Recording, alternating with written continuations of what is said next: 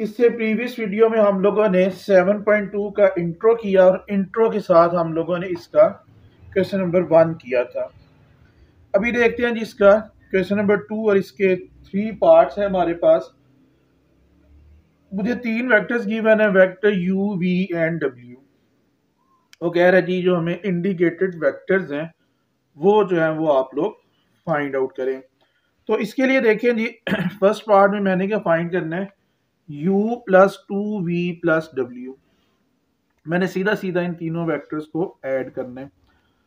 सबसे पहले देखिए वेक्टर u की वैल्यू लिखता हूं तो वो क्या है जी, i प्लस 2j माइनस के प्लस 2 और 2 के आगे मैंने क्या कर रहा हूँ वेक्टर v की वैल्यू लिख रहा हूँ जो कि क्या है 3i minus 2j plus 2k। और उसके बाद w मेरे पास क्या है जी 5i minus j plus 3k आ गया मेरे पास। ये 3 वेक्टर्स मैंने लिख लिए।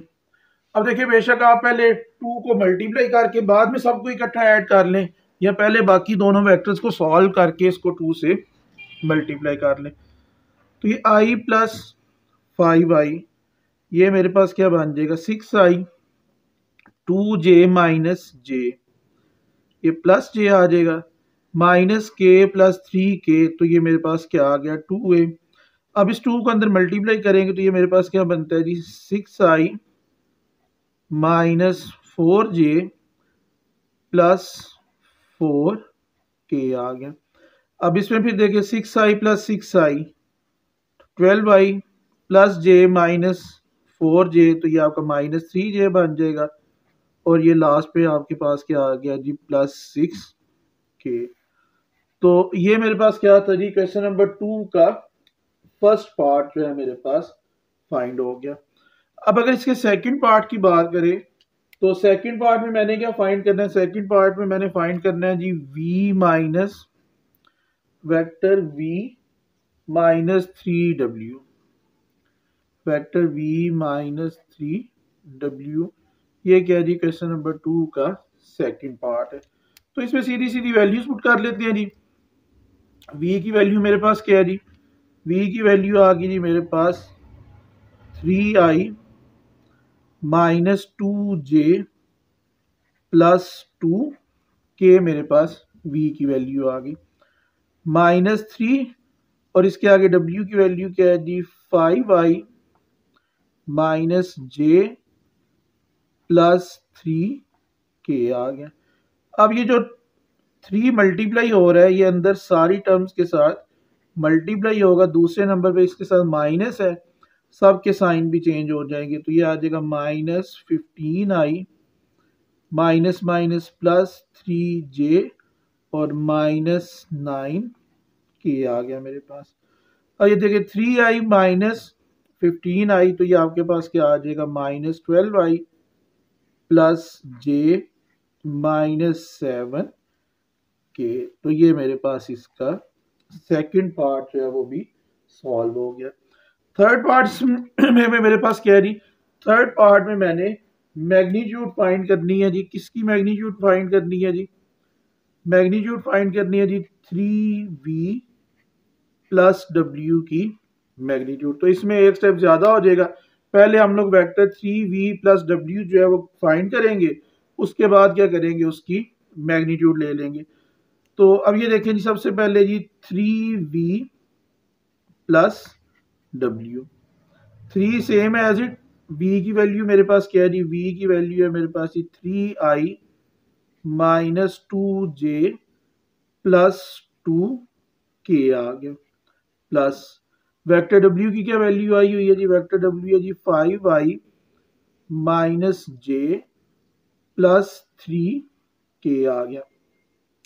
अब 3 जो है वो सारी टर्म्स के साथ मल्टीप्लाई होगा और हर एक टर्म का जो है वो क्या बनता जाएगा जी 9i माइनस 6j और प्लस 6k आ गया मेरे पास। नेक्स्ट क्या आ गया जी 5i minus j plus 3k मेरा जो है वो सेम एज इट आ गया। 9i प्लस 5i, तो ये आपके पास क्या आ जाएगा जी, 14i minus 7j plus 9k आ गया मेरे पास। अब इसको देख ले, ये मेरा वेक्टर जो है वो क्या फाइंड हो गया है, 3v प्लस w, ये मेरा वेक्टर निकला है। अब मैंने क्या करना है जी, 3v प्लस w जो मेरा वेक्टर निकला हुआ है, मैंने इस वेक्टर की अब मैग्नीट्यूड जो है वो फाइंड कर लेनी है। मैग्नीट्यूड आप लोगों ने उसी तरह से फाइंड करनी है जिस तरह से हम लोग पहले 7.2 में करते रहे हैं, सॉरी 7.1 में, 3v प्लस w की मैग्नीट्यूड। तो वो आपके पास क्या आ जाएगा जी, आई का कोफिशिएंट क्या है जी, 14 का स्क्वायर प्लस माइनस 7 का स्क्वायर प्लस 9 का स्क्वायर और इस सारे के ऊपर स्क्वायर रूट। तो 14 का जब मैं स्क्वायर लूंगा सॉरी, तो वो मेरे पास क्या आ जाएगा जी, 196 प्लस 49 प्लस 81। तो इन सब को जब हम लोग ऐड करेंगे तो ये मेरे पास क्या बनता है जी, 326 जो है वो इसका आंसर जो है वो मेरे पास बनता है। अच्छा, इसके बाद इसका जी क्वेश्चन नंबर 4 देखिए आप लोग पहले, और 3 जो है उसको हम लोग इंशाल्लाह बाद में डिस्कस करेंगे। क्वेश्चन नंबर 4 आपका बड़ा ही ज़्यादा इंपॉर्टेंट क्वेश्चन है और ये डिफरेंट बोर्ड्स में बड़ी दफ़ा ये पूछा जाता है। ये मेरे पास क्या है जी, वो कहते हैं कि जी अल्फा आई प्लस 1j प्लस 2k जो है ये एक वेक्टर है, और इसकी जो मैग्नीट्यूड है, जो अगर आप क्वेश्चन की स्टेटमेंट देखेंगे तो उसमें उसने ये बार्स लगाए हुए हैं। तो आपको पता है बार्स का मीनिंग क्या होता है हमारे पास, मैग्नीट्यूड। तो कह रहे हैं कि भाई इसकी जो मैग्नीट्यूड है वो किसके इक्वल है, 3 के इक्वल है।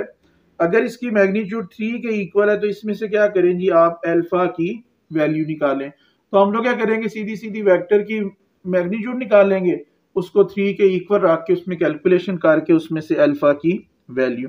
अब देखिए मैग्नीट्यूड किस तरह से आती है, जो आई का कोफिशिएंट है उसका स्क्वायर, तो ये यहाँ पे क्या आ जाएगा, अल्फा का स्क्वायर, जे का कोफिशिएंट क्या है, अल्फा प्लस 1 का स्क्वायर, के के साथ क्या है 2 का स्क्वायर, इस सारे के ऊपर square root which is equals to 3 आ गया। मैग्नीट्यूड जो लेने का तरीका है उसी तरह से मैग्नीट्यूड ले ली, अल्फा स्क्वायर। अब यहाँ पे अगर आप देखें तो ये क्या लिखा हुआ है, अल्फा प्लस 1 का होल स्क्वायर, यानी कि a प्लस बी के होल स्क्वायर का जो आपके पास फार्मूला होता है, हम लोग सिंपली इसको उस फार्मूला से जो है वो इसकी कैलकुलेशन कर लेंगे। तो वो क्या आ जाएगा जी, a square plus B square plus 2ab, 2 का स्क्वायर लिया वो मेरे पास क्या आ गया जी 4, इस सारे के ऊपर स्क्वायर रूट, और ये सारा किसके इक्वल आ गया जी, आपका 3 के इक्वल आ गया।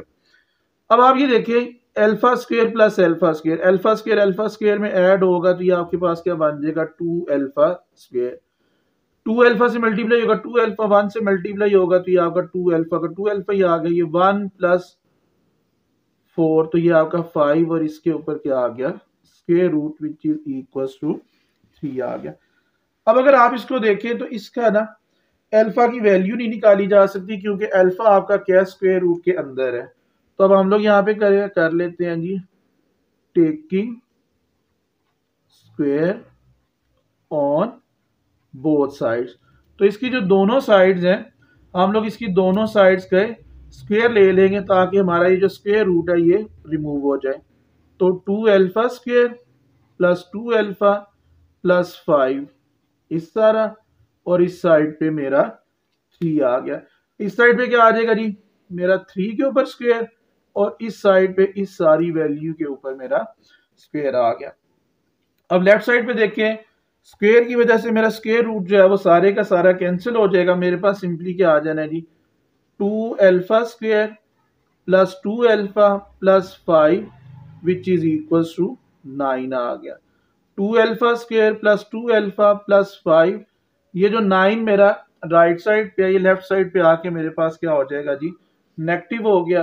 तो ये यहां से मेरे पास क्या आ गया, 2 alpha square plus 2 alpha minus 4 which is equals to 0 आ गया। अब आप अगर देखें तो ये जो मेरे पास चीज बनी है, ये मेरे पास क्या है जी, एक क्वाड्रेटिक इक्वेशन बन गई है। ये मेरे पास क्या बन गई है जी, एक क्वाड्रेटिक इक्वेशन बन गई है। अब मैंने क्या करना है जी, किसी भी तरह से इस क्वाड्रेटिक इक्वेशन को सॉल्व कर लूंगा। अब क्वाड्रेटिक इक्वेशन को सॉल्व करने का हमारे पास बेहतर हल तो यही होता है कि हमारे किसी भी तरह से उसकी फैक्टराइजेशन हो जाए। अब हम लोग देखते हैं कि इसकी फैक्टराइजेशन होती है या नहीं। बेशक इसकी इसी तरह से भी फैक्टराइजेशन हो सकती है, अदरवाइज आप देखें तो ये आपकी जितनी भी टर्म्स हैं ये सारी की सारी 2 पे डिवाइड हो सकती हैं। तो आप बेशक पहले एक दफ़ा इनको 2 पे डिवाइड कर लें। 2 पे डिवाइड कर लेंगे तो ये आपकी कैलकुलेशन जो है वो थोड़ी मज़ीद आसान हो जाएगी। तो डिवाइडेड बाय 2 करूँगा, जब डिवाइडेड बाय 2 करेंगे तो ये 2 से कैंसिल हुआ, तो simply alpha square plus alpha 4 को जब 2 पे डिवाइड किया -2 विच इज इक्वल्स टू 0 आ गया। अब इसके देखिए आप मिड टर्म ब्रेक कर सकते हैं। इसको मैं लिख सकता हूं जी alpha square plus 2 alpha minus 2 is equals to 0। 2 alpha में से एक अल्फा माइनस करेंगे तो अल्फा ही बनता है। इन दोनों को मल्टीप्लाई करने से आपका 2 अल्फा स्क्वायर भी बनता है। इन दोनों टर्म में से अल्फा कॉमन लिया तो अल्फा प्लस 2 -1 कॉमन लिया तो अल्फा प्लस 2। एक क्या लिखेंगे जी, अल्फा -1 इज इक्वल, और दूसरा क्या आ गया जी, alpha plus 2 which is equal to 0। Alpha -1 is equal to 0 या alpha plus 2 is equal to 0। इधर से एक अल्फा की वैल्यू 1, एक अल्फा की वैल्यू क्या आ गई मेरे पास -2 आ गई। तो ये मेरे पास अल्फा की 2 वैल्यूज निकल आई। होपफुली आपको इस क्वेश्चन की समझ आ गई होगी।